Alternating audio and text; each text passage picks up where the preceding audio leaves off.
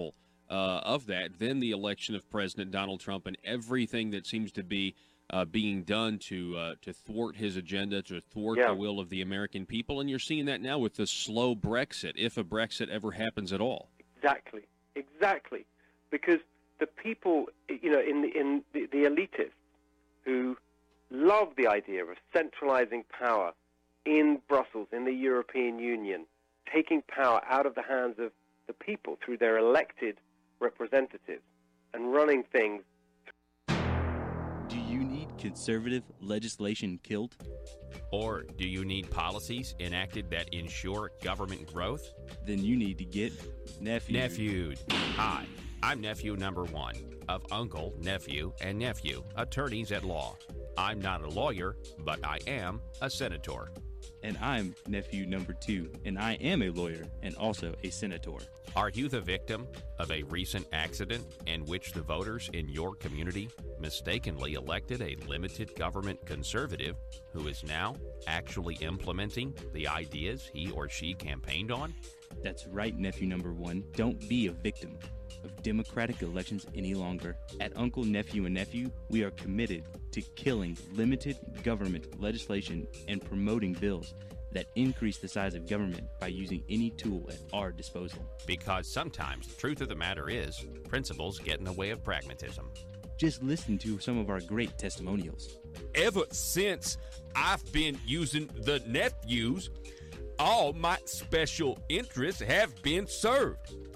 As long as you make sure your contract says lobbying services are prohibited, then the legal services of uncle, nephew, and nephew are legal. Trust me, put the nephews on them. It came out of nowhere.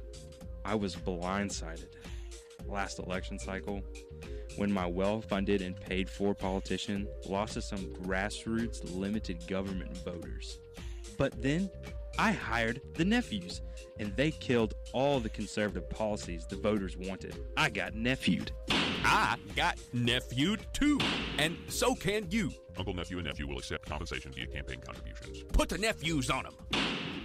PHP Parody.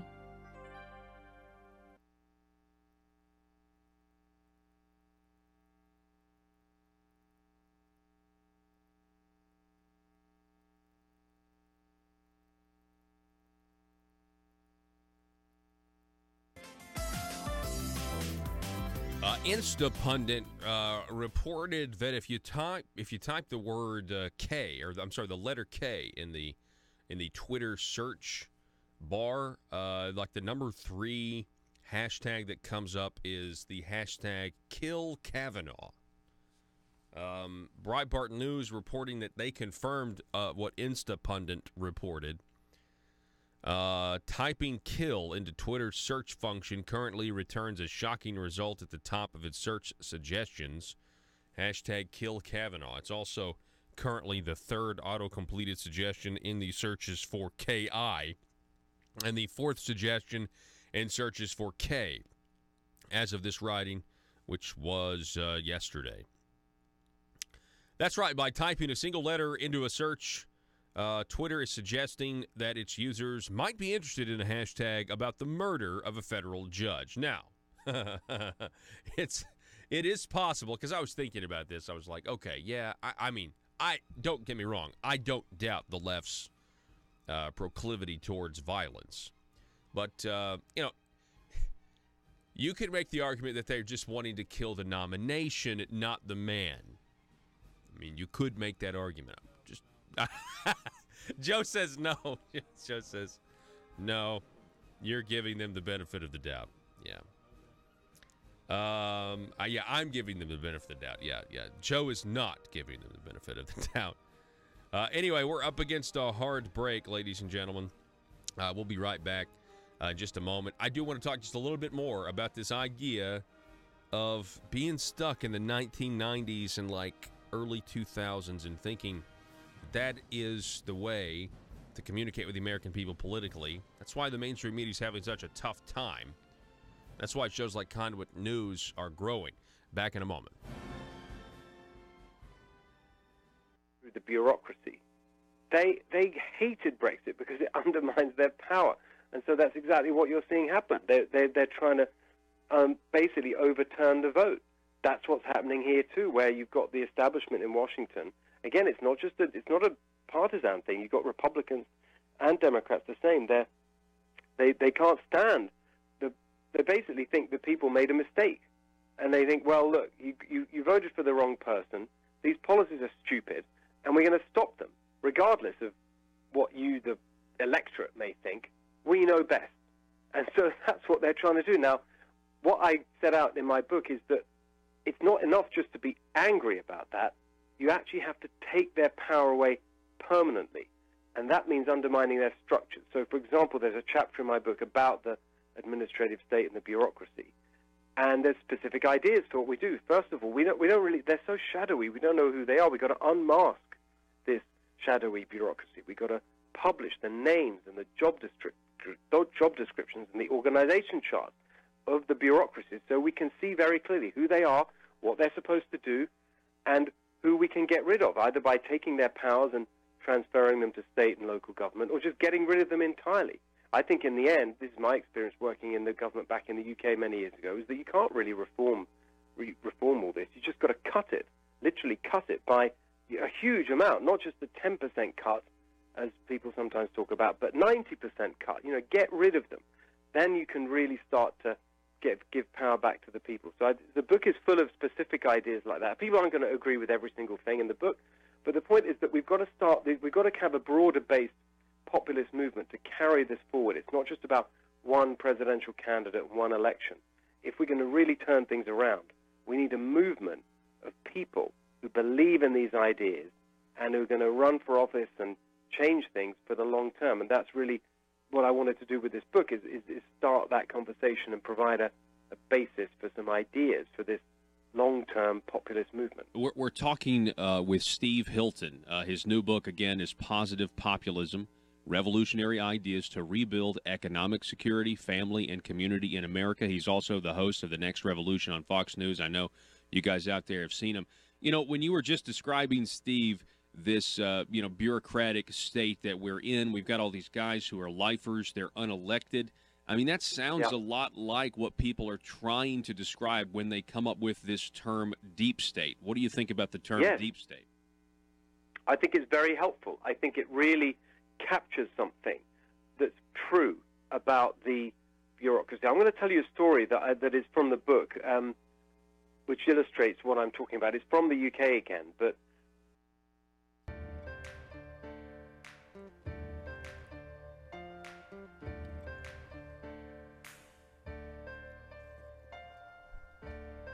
bringing you your daily dose of truth. It's Conduit News Radio with Paul Harrell. So we're going to, let's go over our guest list here so far during the week. We're going to be talking at 7:33 today with the Heritage Foundation's Rachel Gressler. She's a fellow there, and we're talking about the minimum wage. So stay tuned for that at 7:33. Tomorrow on the program, we'll be talking with... I forgot about this. Tomorrow on the program at 7 o'clock, 7:05, we'll be talking with the Democrat candidate running against Republican James Sturch. Susie Epperson will be in the program.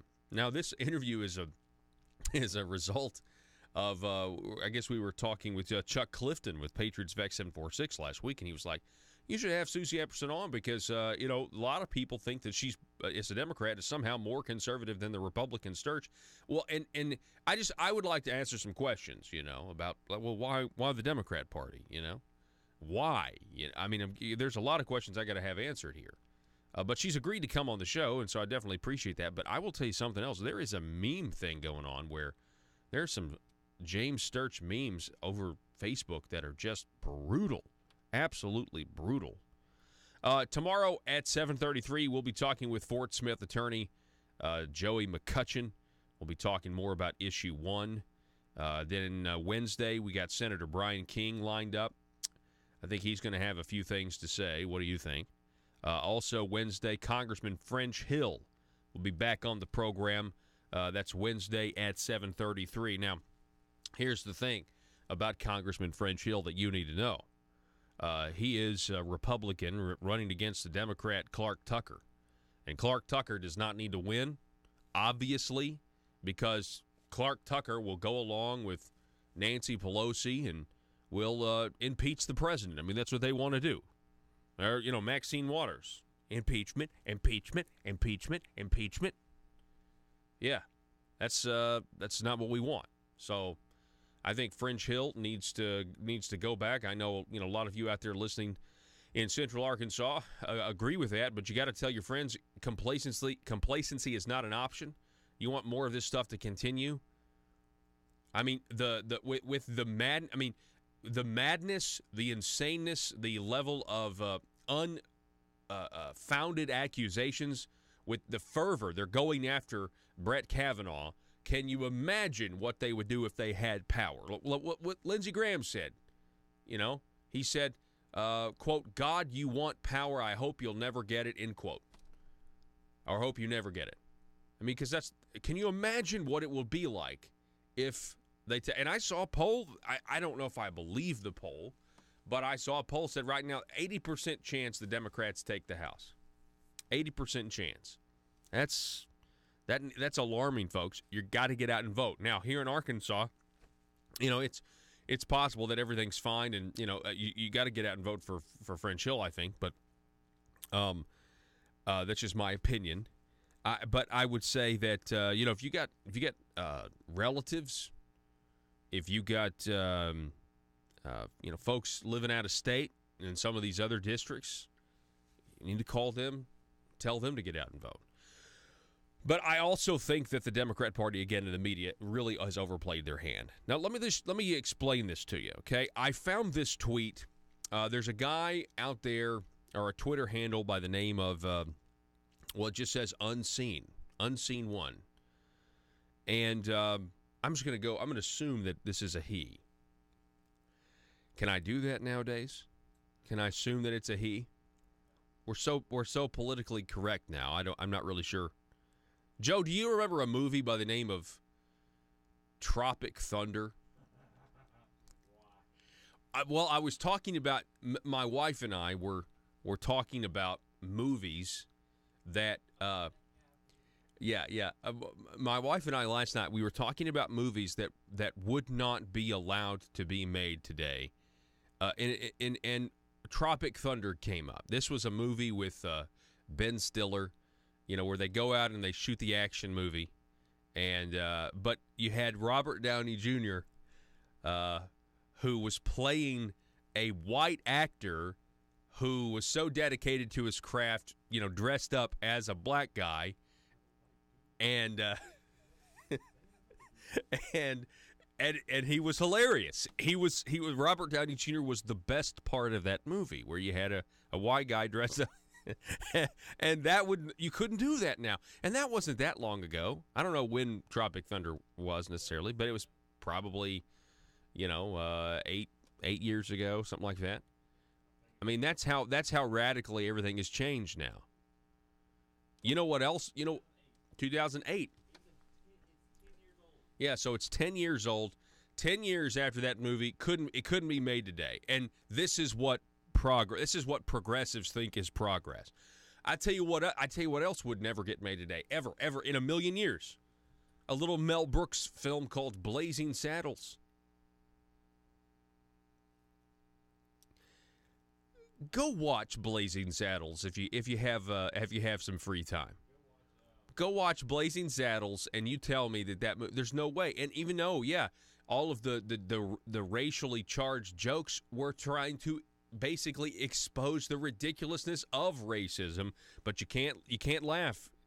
Laughter is something I think that totalitarian people they hate it. They hate laughter. They hate the joy. C.S. Lewis actually wrote in his book, The Screwtape Letters, about how much demons hate laughter. They don't understand it. They don't like it.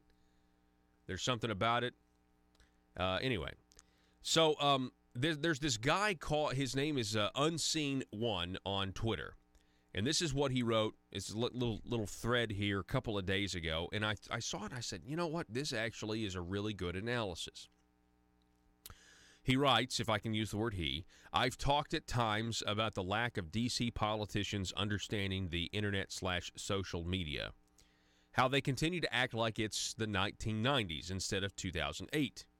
Hillary lost because she ran a perfect campaign. It was perfect if you still lived in the 90s. She bought off the media. She ran negative ad after negative ad. She hired all the great campaign people so the other guys couldn't hire them. She stacked the DNC, paid off superdelegates. She even got the debate questions. She controlled the narrative. Her staff wrote the articles. But she and the rest of D.C. Forgot it was not the 1990s or even the 2000s. No, it was 2016, and the world evolved, and they didn't and still haven't because, like many extinct species, it's simply impossible for them to do so. What makes it impossible for them? Their entire ecosystem is based on lies, half-truths, hidden truths. It's about saying one thing in California and another in North Carolina and yet another in D.C. It requires them to say one thing to women, another to men, one thing to blacks, another to whites. That is impossible to do in this information age. When a tweet, photo, or video taken from a cell phone can be broadcast across the world in seconds, lies and truth cannot be hidden indefinitely. The signal will get out. Even if the media ignores it, it will get out. How quickly did we all know Hillary got thrown into the back of a van like a side of beef after it happened? 10 minutes, 30 minutes?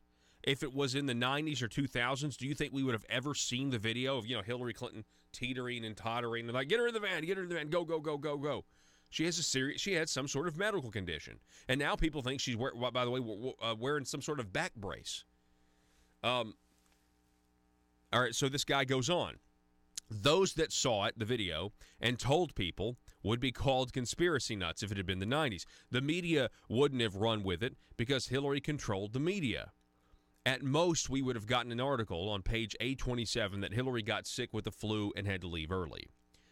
Okay, so how does this impact day-to-day Washington, D.C.? Surely the swamp critters can continue their ways without extinction, right? Well, there is a second major reason the information age makes it impossible for them to evolve. Long-term memory. The swamp needs people to forget. By the way, this next part clearly applies to all levels of government, especially the Marble Palace in Little Rock. They need people to have short-term memories. For instance, they need people to forget the 80s amnesty to be able to pass amnesty today. They need people to forget the lies they told us during the campaign so we don't hold them responsible for those promises. Let's use today's hearing as a perfect example. This was back the Kavanaugh hearing on Thursday. What would have happened today if Kavanaugh didn't have his calendar? What if the video Biden is, talking about, how the FBI investigations don't matter? What if that video didn't exist? How about if we couldn't access the New York Times, Washington Post, New Yorker article to double check what Joe Biden said? Without those long-term memories brought to us by social media and the internet, they could say anything they want, create whatever narrative they needed to get their way without any way for people to really push back, especially if they control the media, which they do and which they did. That's starting to crack, though. Their hold on us is starting to crack.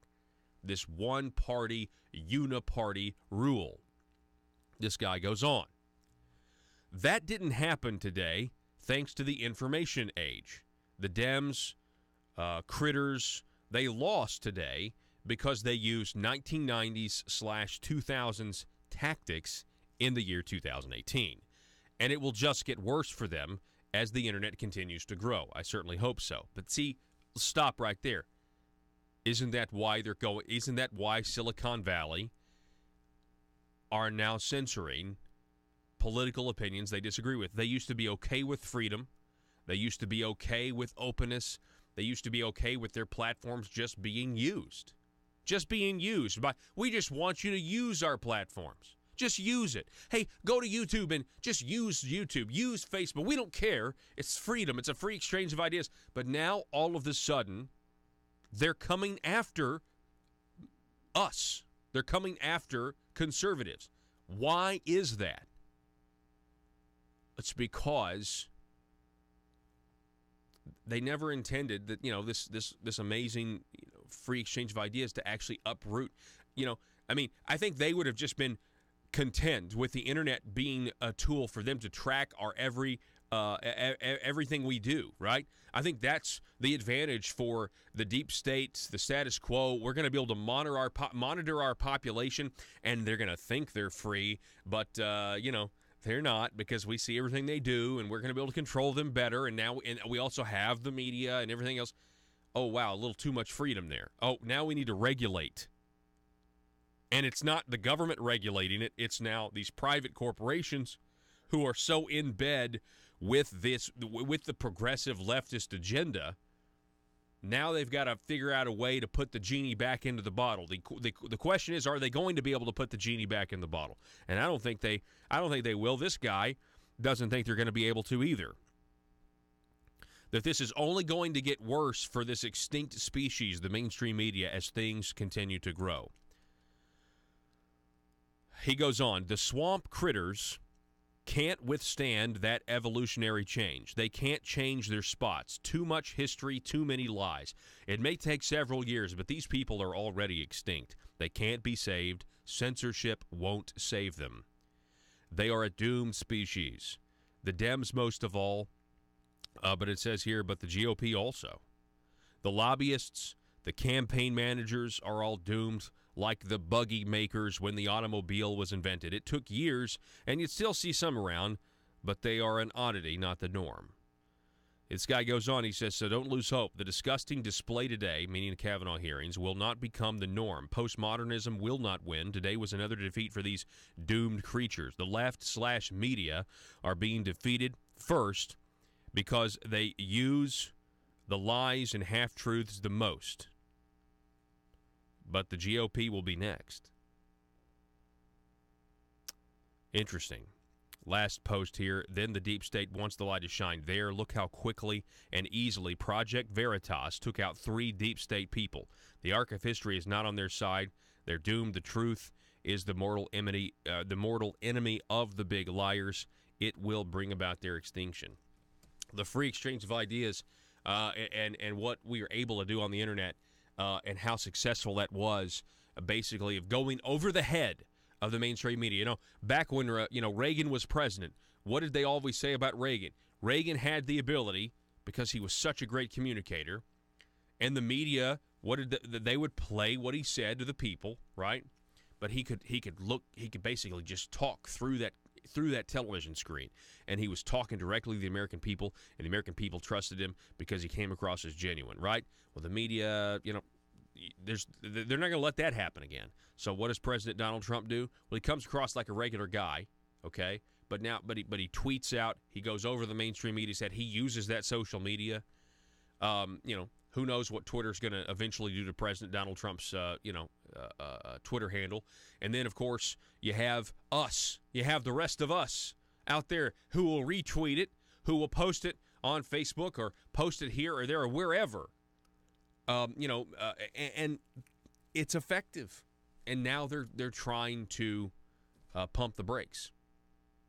And what do they say? They say it's fake news, but what are they really saying? What they're really, and it's not that there's not fake news out there. Of course there's fake news. But what they're really saying is, you're not smart enough to figure it out. But the elites are. And,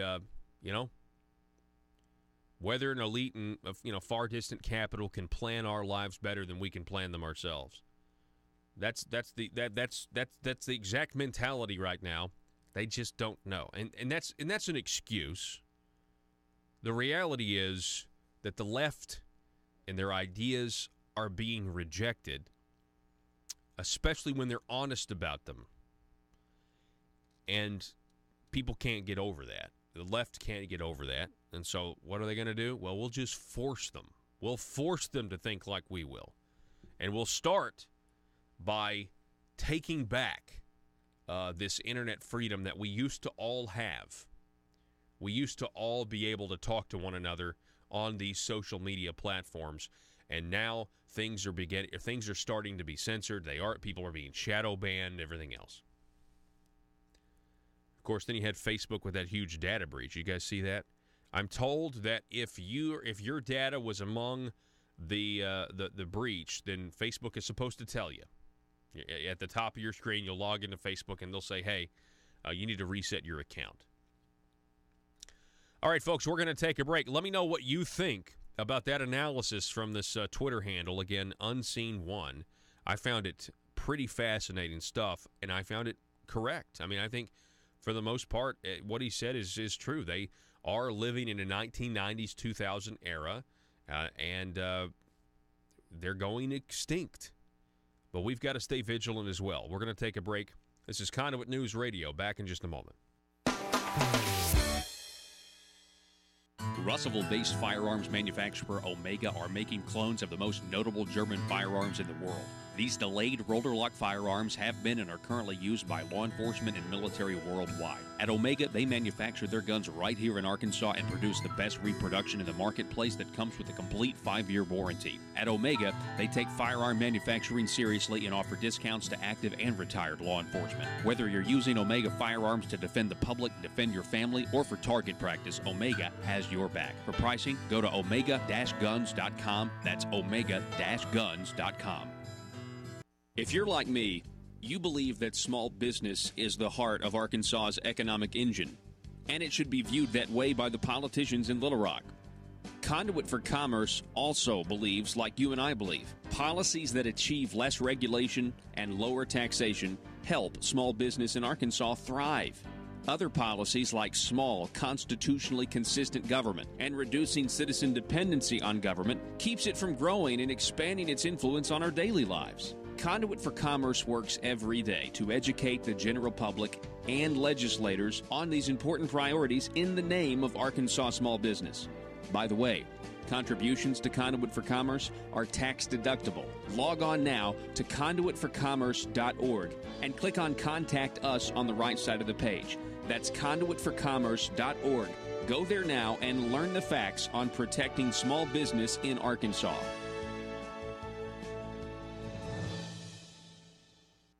Before I worked with David Cameron, the former Prime Minister. We actually then fell out over Brexit. He called the referendum and wanted to stay in the EU. I went back to the UK. I've been living in America now for 6.5 years. We moved my family in 2012. But I went back there to campaign for Brexit. So I completely was on the other side to him. But, previously we worked together. And before we were elected, I went to see the former Prime Minister, Tony Blair, to get his advice. He'd been out of office for a time, and I'd seen him say a few interesting things about his experience of being in government, so I wanted to just get his advice about how to do things, how to run things. And he was really interesting. He was very gracious, very helpful, and one of the things that really stuck in my mind, he said, when you get there, when you get to 10 Downing Street, right at the heart of power, you have to understand that the civil service, the bureaucracy, they genuinely see it as their civic duty, their national duty, to prevent.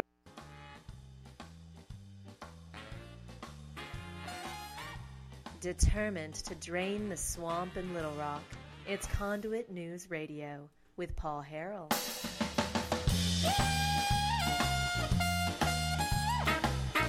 Arkansas Online, the Arkansas Democrat Gazette is reporting a John Moritz story here. The state house race in District 61, which encompasses a pretty large district from Pocahontas all the way to Salem, and even goes into parts of just butts right up to Lake Norfolk, is between Scott Baltz, he's the incumbent, the Democrat incumbent, but it's a rematch because back in 2016, Marsh Davis, a Republican from Cherokee Village, challenged Scott Baltz, and he just barely lost. Scott Baltz got 50.44% of the vote 2 years ago. Now, This article is fascinating for a lot of reasons because the Republican here, not surprisingly, Marsh Davis, is sticking really close to the governor in this, and is going on the governor's perceived popularity.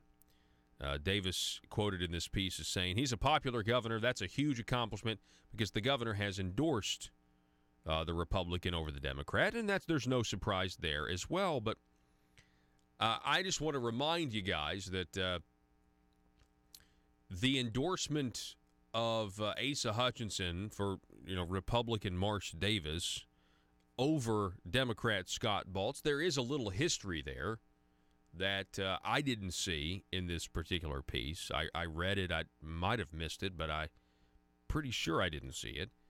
I didn't see it. I know I didn't see it. But Scott Baltz in the last session was on the House Revenue and Taxation Committee. And they wanted Scott Baltz to vote for Jake Files, convicted felon Jake Files' bill, the internet sales tax. And that was a big deal, back and forth. And Scott Baltz was, it was reported by the Gazette at the time, Democrat Scott Baltz came on this program and detailed essentially that Joe Jett came to him. Joe Jett, who we now know was probably the deep state / shadow Speaker of the House the entire time last year because he gave Republican Jeremy Gillum $16,000 when he was a Democrat. Then he switched parties and got to keep his committee seat.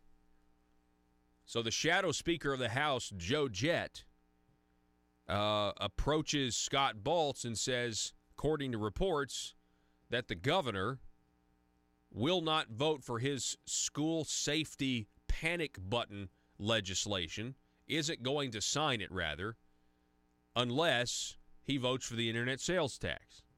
And apparently, that's exactly what happened, meaning that Scott Baltz didn't vote the way Asa wanted him to. The panic button it didn't get funded, at least for a time. I'm assuming it. I mean, it didn't, but I know for a time it didn't. Things might have changed by now. But the point is, there was a dispute there, and it's no surprise.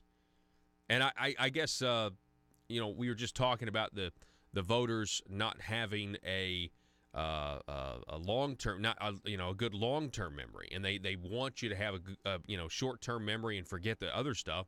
Well, that's where Conduit News comes in, and we're just reminding you of the optics here. So, I mean, it looks just very boilerplate, no big deal. Republican governor backing the Republican challenger to a Democrat. But that's this specific Democrat. There's a little history here. Of course, taxes, Medicaid, teacher pay. There was a interesting exchange here. The teachers are very concerned right now. There is there's talk going around, rumors going around that there's going to be some sort of tinkering with teacher retirement. I've heard everything from going to go from change the benefit plans all the way towards they're going to somehow make the legislator or allow the legislators to be a part of the same system. I mean, I've heard it all, but we have here that longtime firefighter who eventually served as Pocahontas Fire Chief Baltz said he aligned with the governor on past issues like continuing the state's private option Medicaid expansion, but not on state funding for local issues including teacher pay, roads, and school safety. There it is.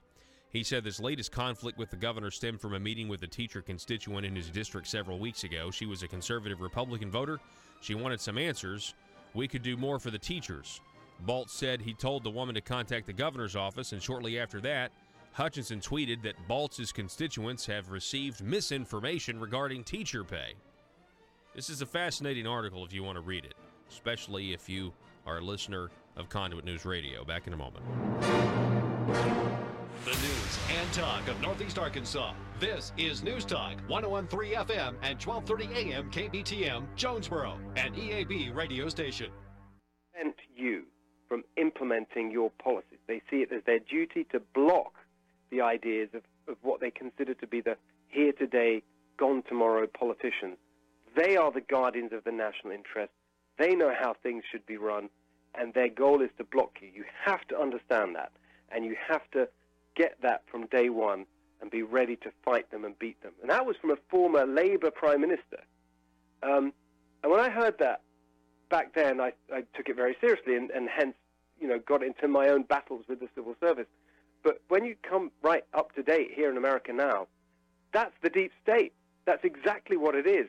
It's a group of people who believe that they know best, that they're there, they're there beyond any one administration, beyond any elected official, and they run the show, and they don't like it when their power is disturbed. And the problem is for them that up till now, certainly for the last few decades, they've had politicians come along who basically go along with them, who in the end agree to their plans. And now they've got someone in the form of Donald Trump who just doesn't accept that at all and just chucks it all out and says, no, I'm sorry, I don't agree, we're going to do it this way. And they really hate that, and that's why they're trying to undermine him at every stage. But it's very helpful, I think, that that's all now out in the open, that we're talking about the deep state, and even things like the anonymous letter in the New York Times the other week. In a way, that's really helpful. It kind of proves that this talk of the deep state is not some conspiracy theory. It's real. They really are there, and they're trying to block the elected president from delivering his promises. Yeah, they are. They're trying to basically undermine a duly elected president. And everything you just said, I completely agree with, Steve. That's exactly right. They think they know better, and it's almost like they have a disdain for our democratic process. Now, it does mention in your book about the excessive power of corporations. I'd love to get your response on this because the way I see it, the line is getting blurred between where government ends and these quote private corporations begin. It seems like they're kind of working together. We're certainly seeing this with the deep state in Silicon Valley right now. Particularly for conservatives and those on the right, it's really important to understand something. Of course, we should be pro-business and pro the private sector, because without the private sector, without business, you don't have any of the wealth generated that we all take for granted, and you don't get all the products and services that make the world a better place. But as well as that, we need to be pro-market. And that means being pro-competition. And the trouble is, in too many industries today, there is not enough competition. In sector after sector of the economy, you've seen a couple or just a handful of giant corporations being allowed to get bigger and bigger and bigger. And they basically use lobbyists and campaign donations in Washington to allow them to gobble up the competitors and stitch up the marketplace. And that has ended up with a situation where you've got this astronomical salaries paid, and the businesses do really well, but their workers are treated poorly, and communities suffer, and it has a bad impact on society. And particularly, as you mentioned, in tech, a classic case where you've just seen a tiny number of companies become way too dominant. And so I think what we've got to do is really think, well, how do you deal with that? And the answer, I think, is to use antitrust policy to bring in much more competition, and where necessary, to break up these giant companies. And I think tech is a good example, where I think that you should start by reversing the power grabs. These companies like Google and Facebook, they've got so big by buying up other companies. So let's make Google sell YouTube and Android, the mobile phone system that it bought, and also force Facebook to sell WhatsApp and Instagram. But even then, they'll be too big.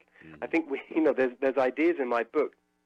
Again, not everyone will agree with all of it, but I think that we've got to use the antitrust system to incentivize companies to stay competitive. And if they get too big, my suggestion is that we make them pay higher taxes.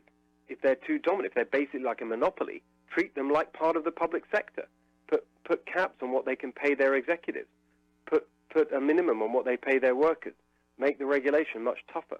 If they're that dominant, then they're basically part of the government, and they shouldn't be allowed to behave as if they're risk-taking entrepreneurs.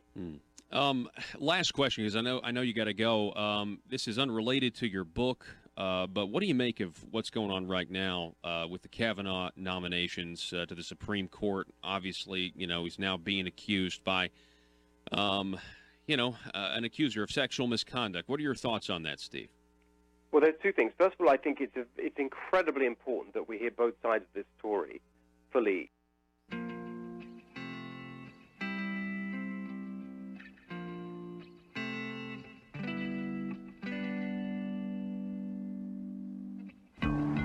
I think it's time we ask ourselves if we still know the freedoms that were intended for us by the Founding Fathers. They seem to be in full-scale retreat from spending cuts and are talking about raising people's taxes again. And I have only one thing to say to the tax increasers. Go ahead, make my day. If we lose freedom here, there's no place to escape to. This is the last stand on earth. Those who would trade our freedom for security have embarked on this downward course. Whether we believe in our capacity for self-government or whether we abandon the American Revolution and confess that a little intellectual elite in a far distant capital can plan our lives for us better than we can plan them ourselves. Conduit News Radio with Paul Harrell is on now. All right, folks, welcome to the program. Thanks so much for being with us. This is hour number 2. Thank you for starting the beginning of your week with us here, the intersection of conservative ideas and reality. Man, I hope everybody out there listening to the program, I hope you have a fantastic week, I can promise you this, your week's probably going to be better than Judge Brett Kavanaugh's, just in terms of gossip, right? Nobody likes to be gossiped about, especially when it's untrue, unsubstantiated accusations, uncorroborated, that sort of thing. The American people, as I said last hour, we've got to put up with at least another couple of days of this. I'm hoping that the FBI investigation gets done before Friday. Are you hoping that? What would the left do if the FBI comes back tomorrow and says, well, we did our due diligence over the weekend and only took us Monday, and everything's fine. Proceed. Or, of course, that's not the FBI doesn't come to conclusions, as we know that now because of then Senator Joe Biden. Coming up at the bottom of this hour, we'll be talking with the Heritage Foundation's Rachel Gressler about the concept of the minimum wage and whether or not raising it is a good thing. Then again, tomorrow on the program, we'll be talking with Susie Epperson, Joey McCutcheon. Then on Wednesday, we got Senator Brian King as well as Fringe Hill on the program. So I had an email sent to me over the weekend, and has to do with Jeremy Hutchinson. The former state senator, the governor's nephew, who has been indicted because of campaign finance. A lot of people thought Jeremy was going to be indicted on other charges, but instead he was indicted on campaign finance issues. Big ones, Jeremy was mentioned in the guilty plea of Milty Russell Rusty Cranford. Or is it? It's not Milty. It's Milton. I think I've been calling him Milty for a while. Yeah.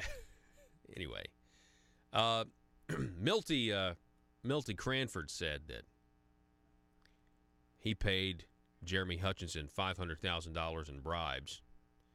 To pass legislation favorable to preferred family health care, this Missouri outfit that, takes a lot of your taxpayer dollars under the guise of helping the less fortunate.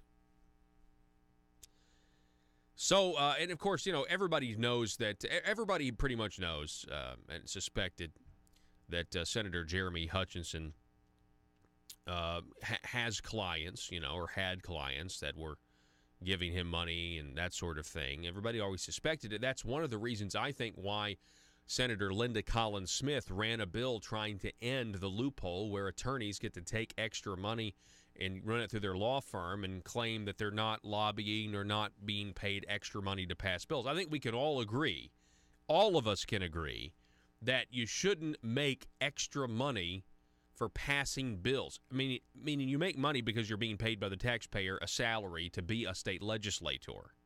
But we can all agree, you can't pay, if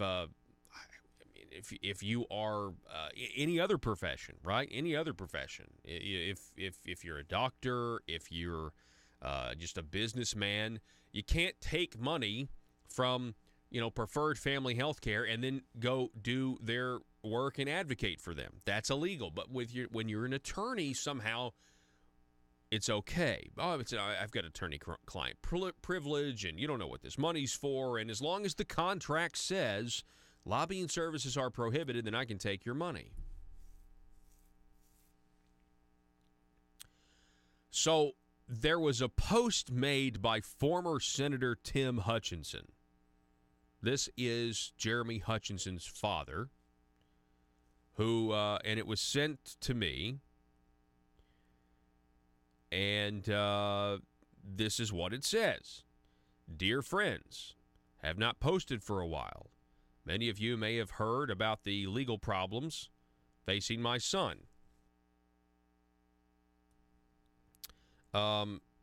Sadly, Jeremy was indicted on tax and campaign finance-related charges. He was arraigned a couple of weeks ago. He pled not guilty to all the charges. By the way, the trial has been pushed back till next year now. It was supposed to take place this month, and now it won't take place until next year sometime. He pled guilty. He pled not guilty to all the charges. I have full faith that Jeremy is not guilty of these charges. I know Jeremy loves Arkansas and has served his constituency with dedication. He has never sought to enrich himself from his public service, Tim Hutchinson says of his son. Many of our friends have asked what they can do to help. Jeremy's resources are exhausted, and I have tried to help with legal expenses, but the cost of a legal defense in these days is staggering. A legal defense fund has been established for those who may wish to help. Let's see here. Hang on, I lost my spot here. I am grateful to former U.S. Attorney Bud Cummins for his willingness to serve as chairman of the fund. I've included below a statement from Bud on why the fund is needed. Also, there are statements from Jeremy's attorneys. I'm glad to respond to any questions. I'm grateful to your friendship, your prayers, and any help that you can give during this challenging time. Gratefully, Tim. Again, that's former U.S. Senator Tim Hutchinson on behalf of his son, Jeremy, who has been indicted on campaign finance and tax fraud. And so then there's a link to a website. I just wanted everybody to know. Go ahead and show the website. Here it is. There's a Hutchinson Legal Defense Fund. Now, this guy, according to Milty Russell Rusty Cranford, got $500,000 in bribes from Preferred Family Health Care. You have the Arkansas, you got that Arkansas outfit, the South Arkansas Youth Services outfit, where you've got another guy by the last name of Walsh, I think Joe Walsh, who pled guilty. And, of course, they had, there's a relationship with Jeremy there, a connection with Jeremy there. A lot of people have questions, but there's no money. So Jeremy doesn't have money to defend himself. And yet here we have this Defend Jeremy Hutchinson, and it says, Jeremy Hutchinson is not guilty of these allegations leveled against him and needs your help to ensure a proper defense. Now, let's just stop right here. If this isn't the most elitist thing I've ever seen, come on, let's just think about this for a second. Look at this website. It's a nice-looking website.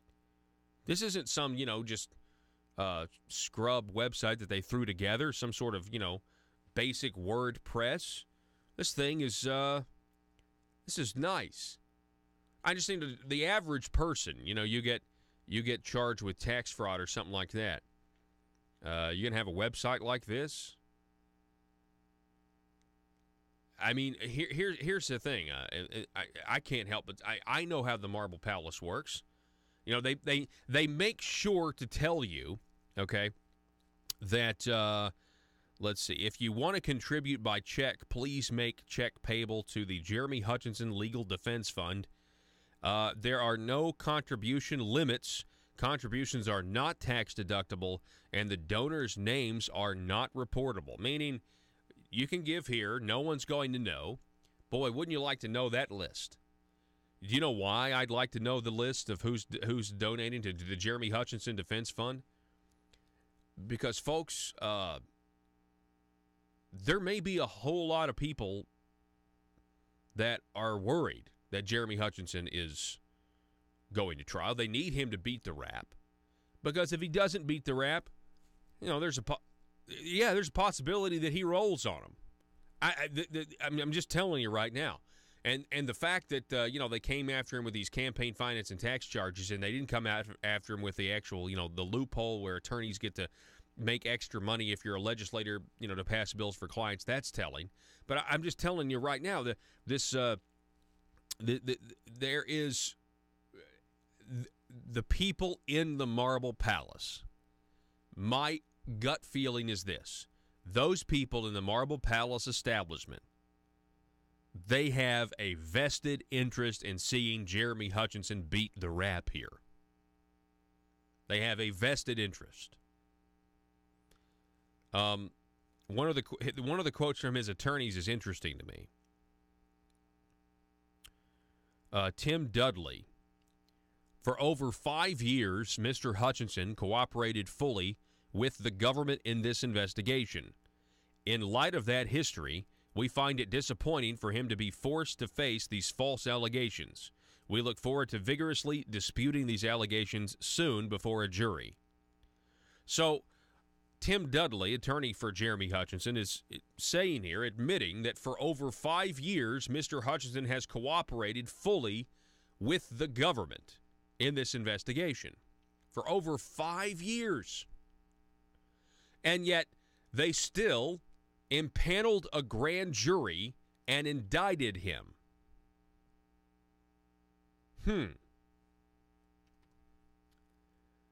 Interesting.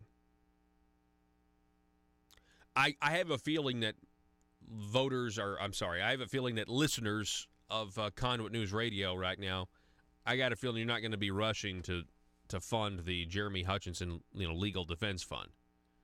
But not only is this going to be something that, the Marble Palace is, got a vested interest in seeing him beat the rap, but you're also going to have, you also have, lifers. You got long-timers, former Senator Tim Hutchinson, his father, and it's, I just want to say this. I mean, it's certainly not a surprise that, and I think it is understandable, if, from a child's parent relationship or a parent-child relationship, you're going to try to do everything you can to help your son. Okay, everybody definitely understand. I mean, I understand that, but just look at the website. Look at this is what happens. I mean, the fact that you got a legal defense fund like this, and you got all these endorsements from these powerful people and that sort of thing.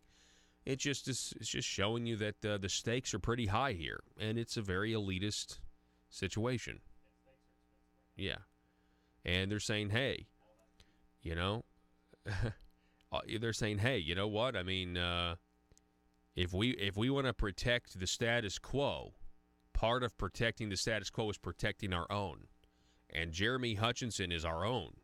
He is one of the guys. He's a part of the Marble Palace cabal down in Little Rock. And he's been doing a lot. Honestly, what this is a call. It's saying, hey, listen, all the other stuff that Jeremy Hutchinson has done for you over the years. That's the way I feel about it. That's my speculation here. So, hey, he's a ball player. He plays ball. He's not one of these tea partiers. He's not one of these people that, is saying, no, these are my principles, and I told the voters I'm not going to do this. No, that's not him. He is a guy that is going to make the deals and go around and make sure that, that the special interests are happy. And so right now, you know what? He's been pinched, and it's time that you pony up. I wonder what the discovery process is going to be like here. Maybe we'll have more on that. Hey, check it out real quick. Coming up at the bottom of the hour, we're going to be talking with Rachel Gressler. She is from the Heritage Foundation. We're going to be talking about the minimum wage. I'm sure many of you out there are worried about this. If you're a small business owner, you need to be worried about the minimum wage going to $11 an hour by 2020. We'll have Rachel Gressler on coming up at 7:33. We're going to take a quick break. Don't go anywhere. Back in just a moment. Because one thing that I think is really frightening is the idea that anyone can make any kind of allegation about someone, and that can immediately, without further question, end their prospects or their career. That is the rule of the mob, and we can't allow that to happen. At the same time, they are serious allegations, and so they should be treated seriously.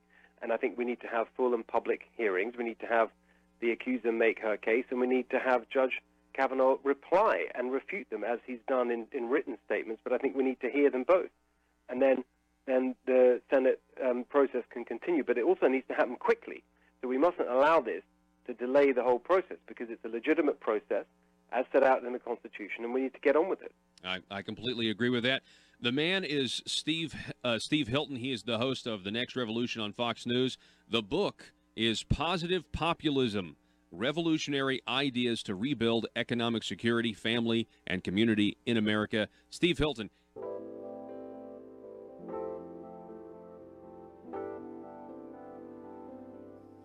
Money, power, prestige, essence.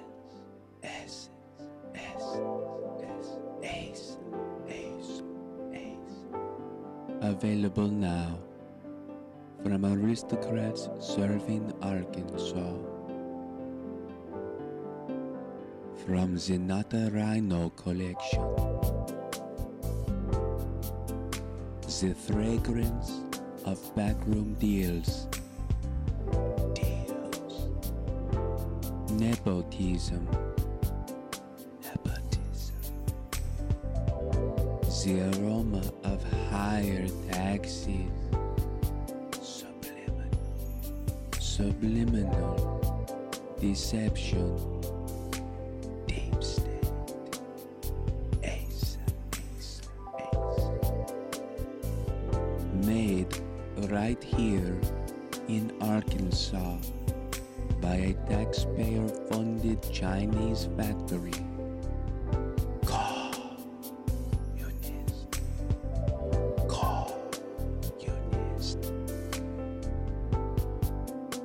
Every bottle carefully crafted for you. Gender neutral. Nothing says aristocrat like Essence of Bureaucrat. Essence of Bureaucrat by Asa. Available now in the Marble Palace gift shop. Paul Harrell parody.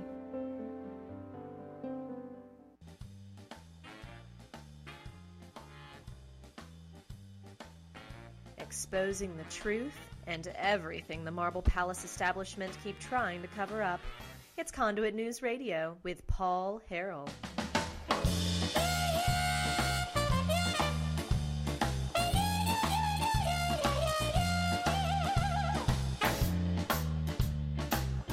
All right, ladies and gentlemen, welcome back to the program. We've got this article over at Arkansas Online reporting, I guess back on the 28th, Michael Wickline talking about two specific tax credits that are in the crosshairs of the Arkansas Task Force on Taxes. There you see nephew number one. That is Jim Hendren there. Next to Jonathan Dismang, who is the current president pro temp of the Senate. And standing next to Jim Hendren, he's the incoming president pro temp of the Senate. By the way, a guy who knew how crooked John Woods was, at least to the capacity that he was willing to ask for a bribe. Jim Hendren went and told authorities about it, but when he was told that, in order for the authorities to actually do anything about it, he was going to need to cooperate with them. Meaning, wear wire or something like that. He said he didn't want to do it. The Gazette reported he just wanted to run his race. Then, of course, the Marble Palace cabal back to John Woods over limited government conservative Sharon Lloyd, before John Woods realized he was under FBI investigation and decided not to run for re-election. He said at the time, before convicted felon John Woods was convicted, he said at the time that he decided not to run for re-election because he wanted to spend more time fishing. So now we have this task force, and they're going to be looking at certain tax credits, getting rid of some tax credits. Wickline writes that they want to find out whether Arkansas should change 2 tax credits authorized for insurance companies at a revenue cost of about $77 million a year. The Tax Reform and Relief Legislative Task Force's latest attempt to scrutinize existing tax credits and exemptions with an eye towards trying to finance a larger income tax cut than the state could otherwise afford by relying only on increased tax revenue from economic growth and savings through state government budget reductions. You see, there's a problem, and we haven't given it enough attention, but State Representative Lane Jean was quoted in the Gazette a week or so ago saying that they just don't know how they're going to do the tax force's recommendations. That'd be weird if they didn't, right? Would it be weird if they spent all this time on recommendations and then didn't actually pass them? That'd kind of be like a farce, right? That'd kind of be like a waste of time.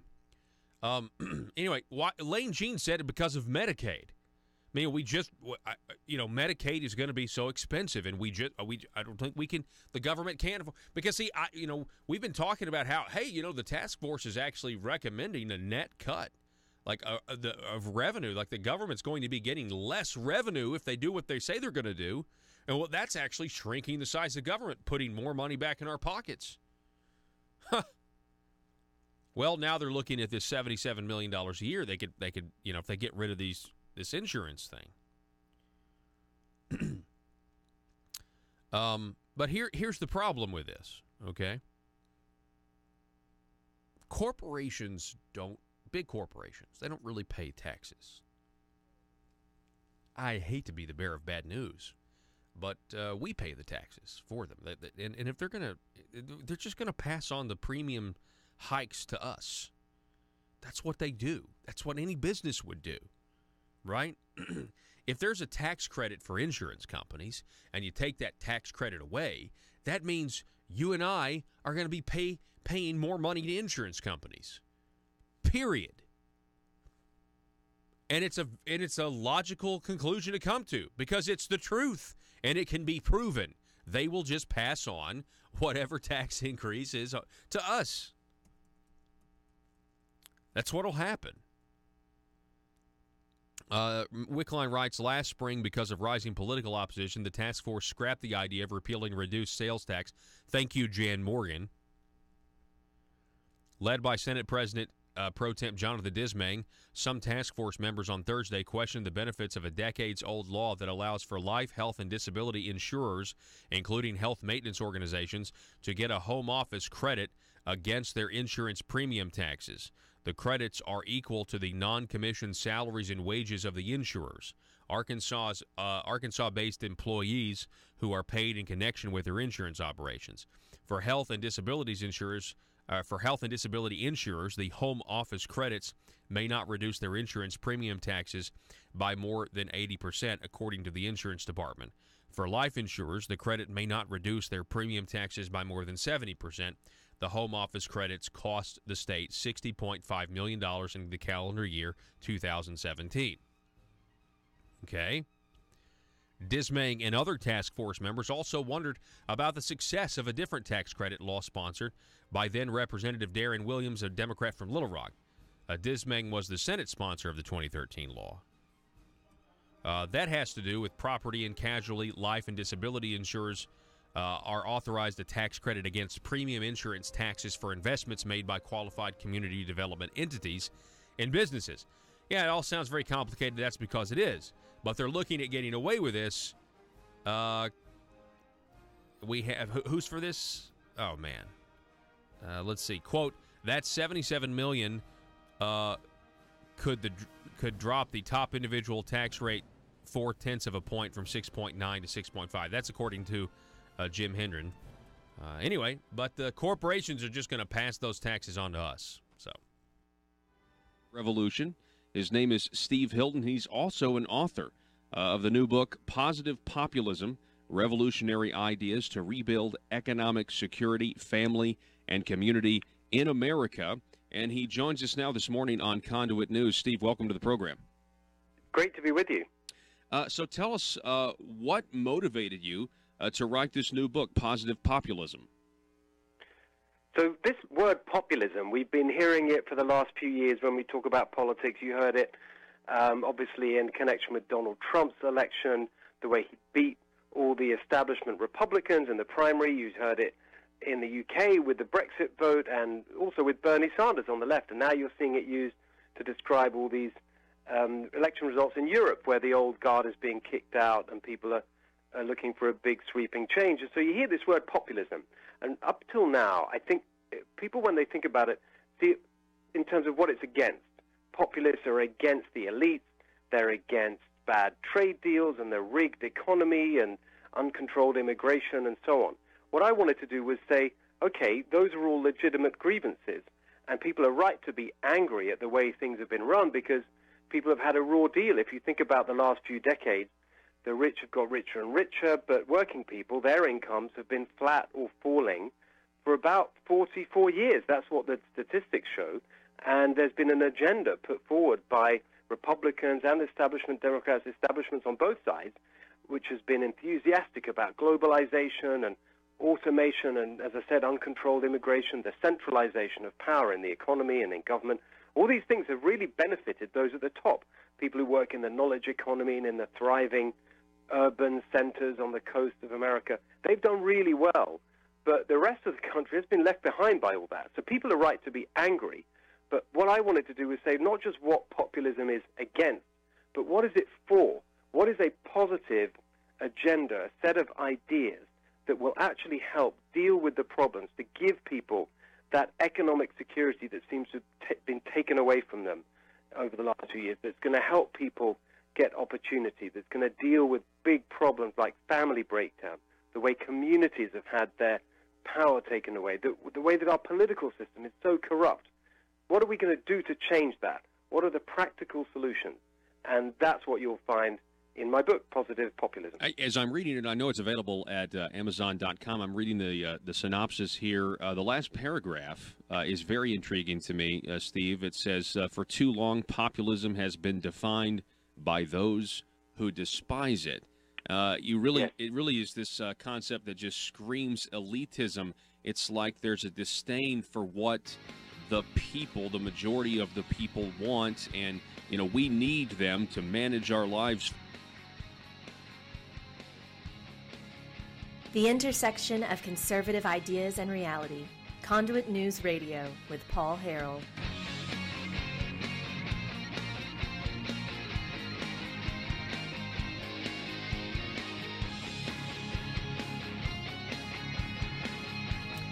All right, welcome back, ladies and gentlemen. Thanks so much for being with us today. By the way, this broadcast will be available up at conduitnews.com just as soon as we get off the air. And don't forget to get the podcast. We divide the podcast up into hour 1, hour 2. You can find those at iTunes, SoundCloud, and again at conduitnews.com.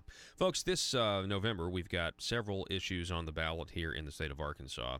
And we've gone over many of them, but there's 5 total that you got to know about. But let's just talk about the 5th one. Issue number 5 is an increase in the minimum wage, and it would increase the Arkansas minimum wage up to $11 per hour by 2021. Right now, it's $8.50.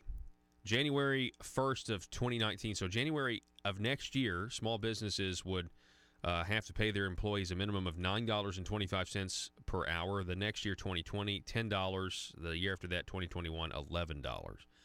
Currently, the minimum wage is $8.50, and the highest state minimum wage currently is $11.50 in the state of Washington.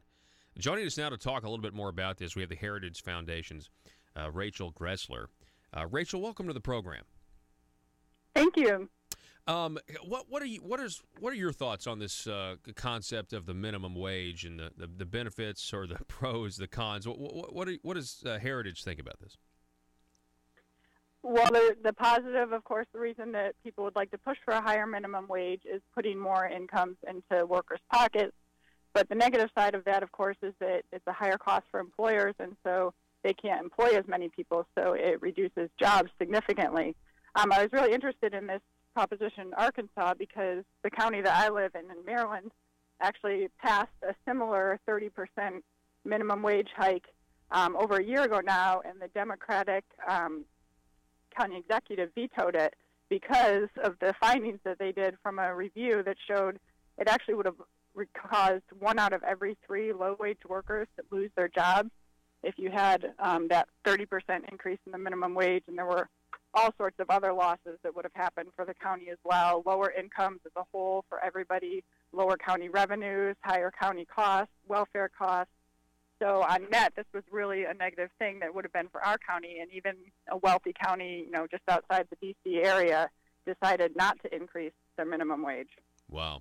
Yeah, that is very useful information, and I hadn't thought about the aspect of, once the jobs, dry up, once employers can't hire as many or maybe even have to lay off some people, well, now they're going to go on welfare. And so, that's going to be more money to the government and these social programs. And now, speaking of the government, though, I mean, to me, there's kind of a perverse incentive, though, for minimum wage, because if you can tax somebody, at $8.50, obviously, if you tax them at $11, then the government is now seeing an increase in revenue as well, right?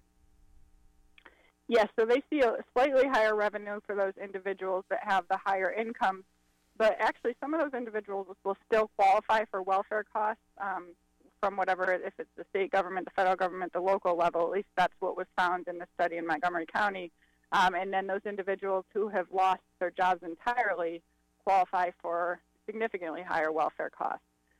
So on net, I think the government is still going to come out behind in this because you have fewer workers and you have businesses that either shut down entirely or reduce their operations significantly enough that it's lower revenues coming into the government.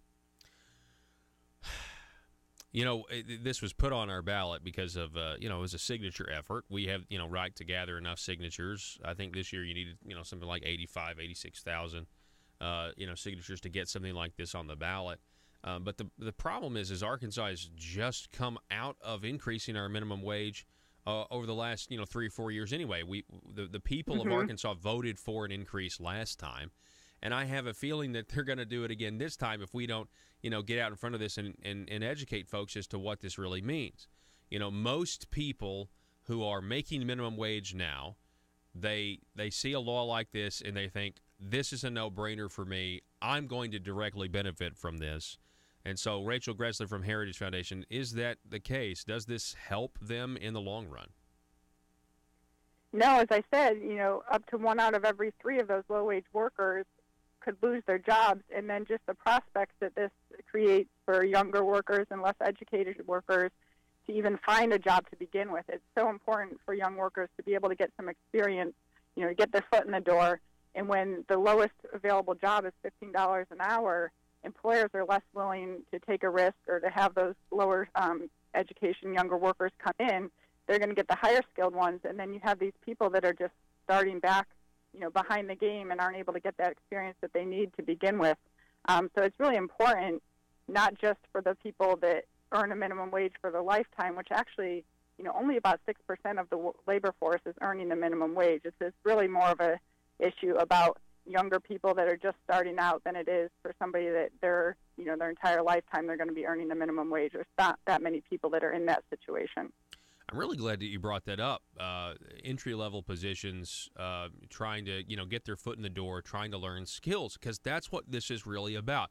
And anytime, we talk about the minimum wage, I think it's a really good opportunity to tell people that, you're basically paid in a free market, and obviously I would like more of a free market than we have, but in a free market, you're going to be paid what you're worth, the value of your skill set, right? So, and this is offensive in this day and age to say this, but, handing a bag of food out of a drive-through window is something that a lot of people can do. A lot of people have that skill, but not as many people, have the skill to, do brain surgery. And so you've got, and those are, really far on the spectrum, but that's really what this is about. And so I really like what you say about, well, we need young people to be able to get these entry-level positions. Can you show up to work on time? Can you do these tasks? And you're not going to make as much, as somebody who has more valuable skills, but that's a good thing because you're going to now have incentive to go out and, learn more information, make yourself as valuable in the marketplace as you can. Exactly. Having a job is a benefit to the worker beyond their paycheck. It's the skills they learn in that. And if we keep pushing the minimum wage higher and higher, you keep crowding out those jobs. You go to McDonald's, at least where I live today, and a lot of it is touchscreen now, and you order everything from a computer as opposed to a person. And so if we want people to be able to have these entry-level jobs, and we don't want everything to shift to automation, then you need to allow employers to pay people for the value of what they're contributing. Instead of saying if you only have $7 an hour worth of value, you can't have a job at all. It shouldn't be that we put a floor and say if you can't produce $15, you don't deserve a job, period, because that education component is so important. Yeah, and what does it do to the employee who has, been at a business for several years, started making, let's say in Arkansas, $8.50 an hour, but proved, himself or herself, and now, this person is making $11 an hour. Okay, they're making $11 an hour, or they're making more, and now all of a sudden, somebody that got there last week, like a week before January of 2020 or 2021, is now going to be making the exact same as them. I mean, psychologically, that's got to affect the hardworking employee who's put in the time. Exactly. And it might be that any employees that are just slightly above the minimum wage, the employer's going to have to shift things around in their total compensation. Yes, they can cut some jobs on the lower end, but they might also have to reduce benefits. They might cut back hours so that the person that's already above the minimum wage no longer gets offered 40 hours, but only 30 or 35. So they're going to see the negative impacts of this as well, and that's exactly what a colleague of mine found, looking at what happens if we raise the federal minimum wage to $15 an hour. It impacts people well above those that are earning $15 an hour today. And that study that my colleague James Shirk actually did a couple of years ago was quite interesting. I was looking it up because he found that Arkansas and Mississippi have the lowest relative incomes and would be the hardest hit by a big increase in the minimum wage like this. And so I know you're not looking at a $15 minimum wage there today, but even $11, a 30% increase in a state that has a relatively lower income compared to the rest of the U.S. could have a potentially really big impact on employment and just, total, even talking about the level of revenue that the government collects, shifting businesses out of state or shutting down completely. Just a lot of spillover effects beyond looking at what could the positive impact be for this set of workers that would take home higher incomes. Is there, we're talking with Rachel Gressler from the Heritage, she's a fellow at the Heritage Foundation. I guess, this is a very popular idea with the left. And this may be, I guess there's a question where, feel free to speculate or not speculate. But I think there are some on the left that genuinely believe that, this is the best thing. Raising the minimum wage is the best thing. Now, then you can get in the argument with them, okay, well, if $11 is good, why not 15? Okay, why not 100? Okay, and then it's like they don't ever want to have that argument. So there are people on the left with good intentions. I think they're wrong. I think they're genuinely, honestly wrong. But is there another motivation here? I mean, I mentioned earlier you've got the increase in government revenue, tax revenue, but then again, with the welfare, you were saying it's still going to be worse for the government in terms, according to some information. And so, is there some other motive here? Is it about political power? What do you think? I think it's a populist move. Everybody wants workers to have higher wages, to be able to take home more pay, and Democrats and Republicans want that. We want incomes to grow. On the left, it's just to push that, hey, if the business isn't going to do it on its own, then we want to force them to do this. But I think that they come out and publicly support this because it's a way that they can, politicians can find something that forces employers to pay individuals more. But behind the scenes, you will find liberal politicians that will admit that $15 an hour or whatever these minimum wage increases that we're talking about are not a good move. And you even have, President Obama's Council of Economic Advisors, Alan Kruger, said that a $15 minimum wage is a risk not worth taking. Other liberal economists have said that these are, quote, extremely risky in job markets where young and less educated workers already have difficulty finding jobs.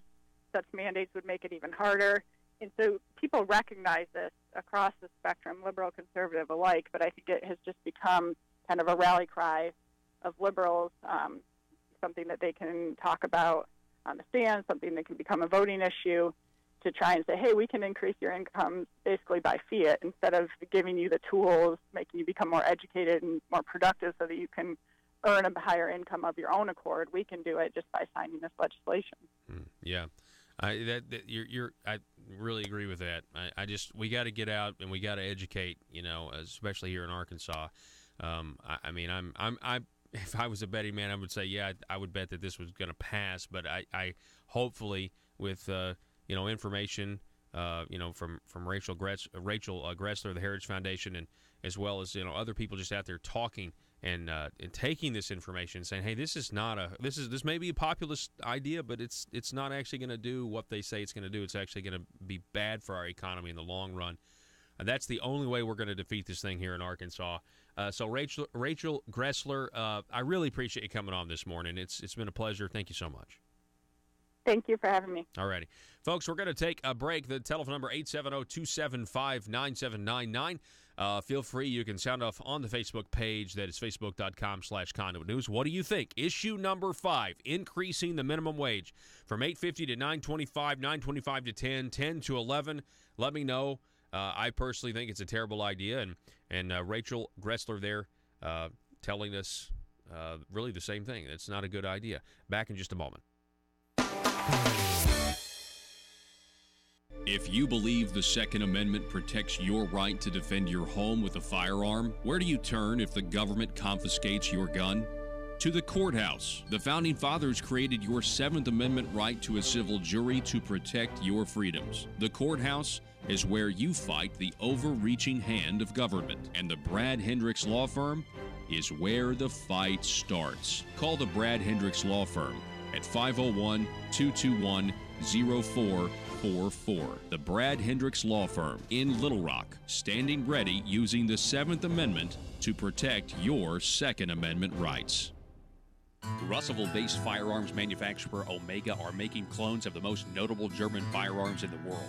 These delayed rotor-lock firearms have been and are currently used by law enforcement and military worldwide. At Omega, they manufacture their guns right here in Arkansas and produce the best reproduction in the marketplace that comes with a complete 5-year warranty. At Omega, they take firearm manufacturing seriously and offer discounts to active and retired law enforcement. Whether you're using Omega firearms to defend the public, defend your family, or for target practice, Omega has your back. For pricing, go to omega-guns.com. That's omega-guns.com.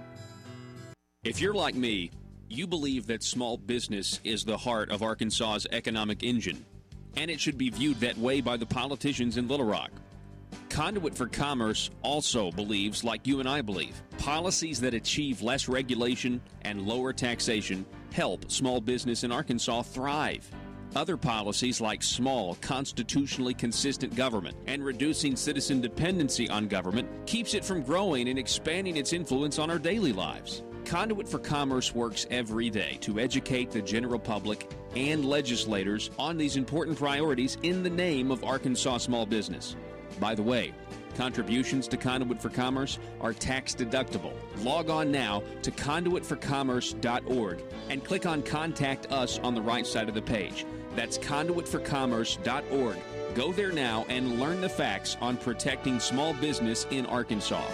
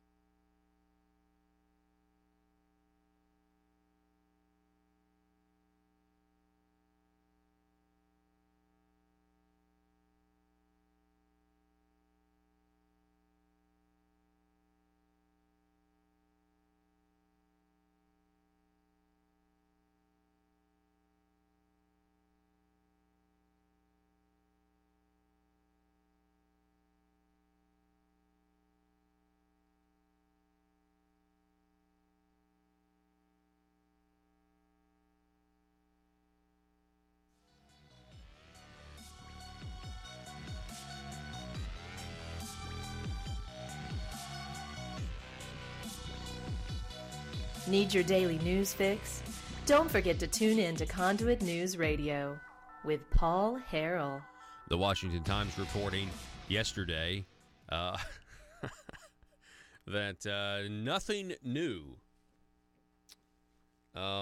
essentially.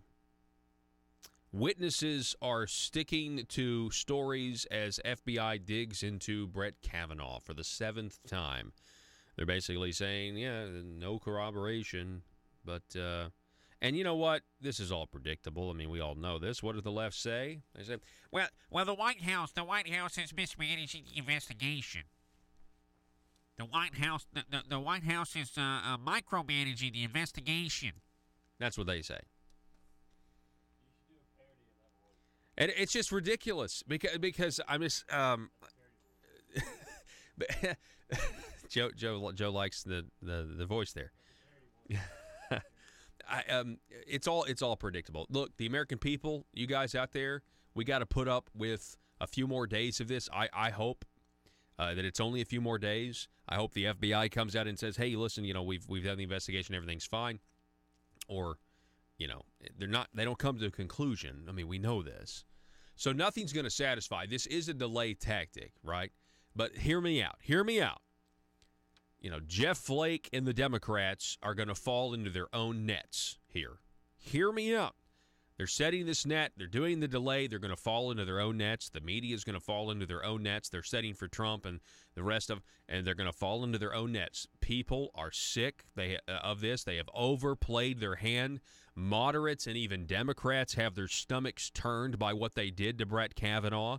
You can't just throw out allegations. It does look coordinated.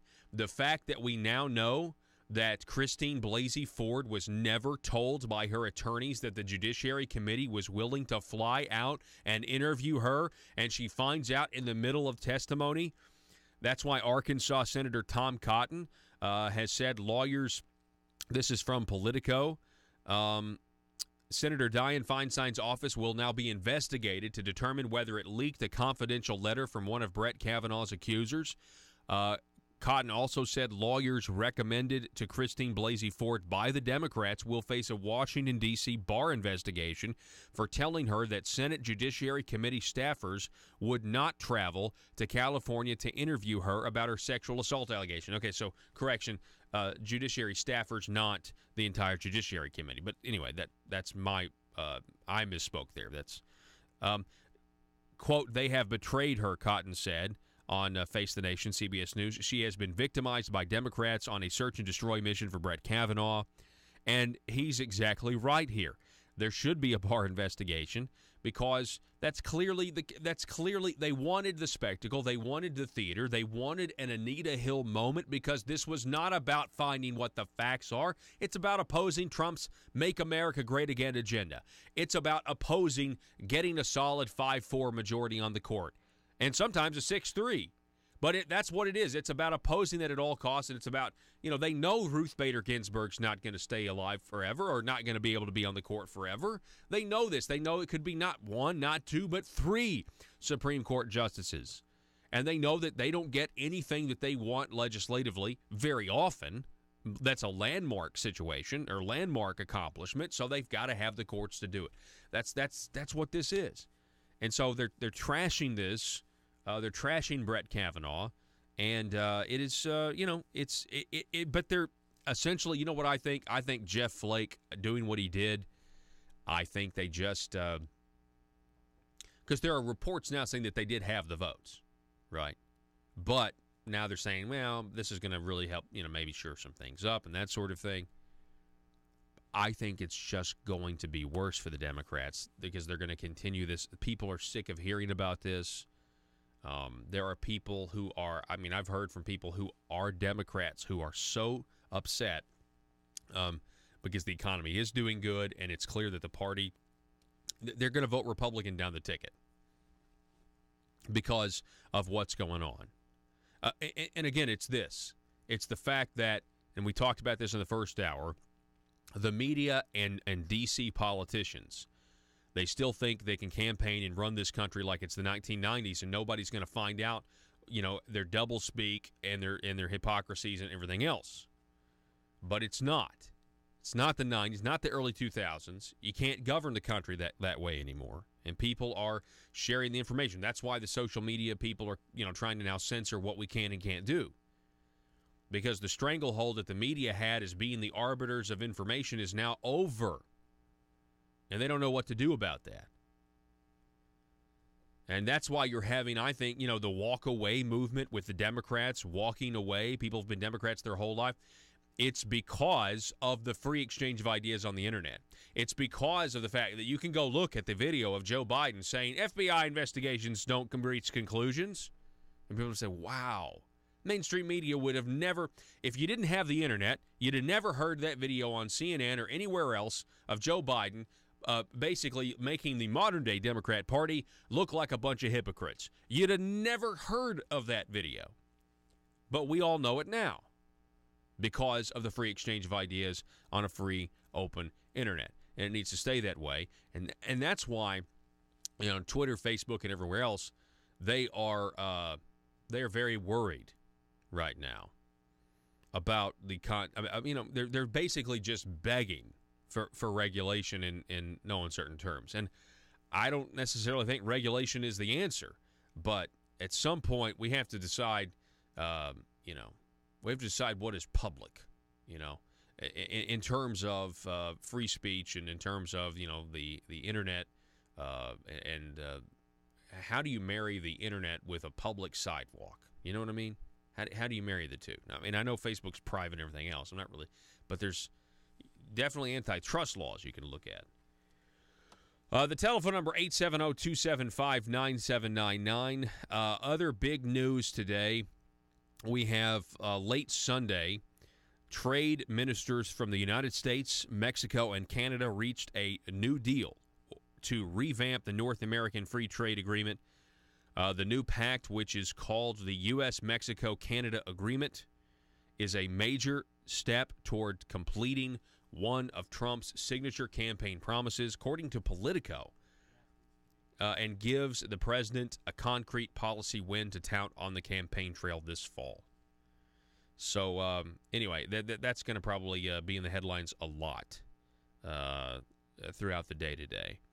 I want to remind you that tomorrow on the program, we're excited. We're going to be talking with Mr. Joey McCutcheon, Fort Smith attorney. He is going to be talking about issue number 1 on the ballot and how terrible it is. It's terrible, terrible, terrible tort reform. I mean, like, really, really bad stuff. And we've talked about that before. Also, Democrat Susie Epperson will be on the program. Yeah, we'll tell you about, see what she has to say.